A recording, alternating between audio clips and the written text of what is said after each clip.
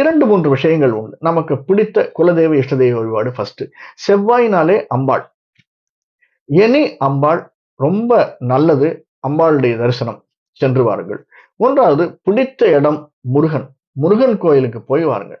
யாருமே இல்லாத சந்தர்ப்பத்துல செவ்வாய்க்கிழமையில மார்னிங் 6 டூ 7 அல்லது ஈவினிங் 7 டூ 8 முருகனை சென்று 6 முறை வலம் வந்து பாருங்கள். ரொம்ப நிம்மதியா இருக்கும் சார். ஒரு 6 வாரம் 6 முறை வந்து பாருங்க. 12 வாரம் வந்தா நம்ம நினைச்சதெல்லாம் நடக்கும். 6 வாரம் வந்தாலே அது நடப்பதற்கான சாத்தியக்கூறுகள் அதிகமா வந்துரும். இது செவ்வாய். அப்படி இல்ல எனக்கு வேற யாரையாவது சொல்லுங்கன்னா, லட்சுமி நரசிம்மர்.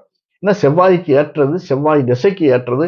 செவ்வாய் திசையில் நாம் சாதிக்கக்கூடியதை கொடுக்கக்கூடியது லட்சுமி நரசிம்மர். லட்சுமி நரசிம்மரை சென்று வலம் வருதல் அப்படிங்கிறது மிக மிக ஏற்றத்தை தரக்கூடியதாக இருக்கும். அதே மாதிரி யாராவது அரைஞாண் கயிறு கட்டுவதா இருந்தால், இந்த செவ்வாய் திசையில கொஞ்சம் மாத்தி சிவப்பு அரைஞாண் கயிறு கட்டிக்குவாங்க. சில பேர் கருப்பு கட்டிட்டு இருப்பாங்க. அ செவ்வாய் திசையில் இருக்கும்போது செவ்வாய் அரைஞாண் கயிறு கொஞ்சம் ப்ளீஸ் பண்றதுக்கு வேற ஒண்ணுமே இல்ல சார். இதெல்லாம் வந்து நம்முடைய தலையெழுத்த மாத்துமானா தலையெழுத்த மாத்தாது. ஆனா நமக்கு ஸ்ட்ரென்த்த குடுக்கும் சார். யாராவது ஒருத்தன் அடிக்க வரான், கம்ப எடுத்து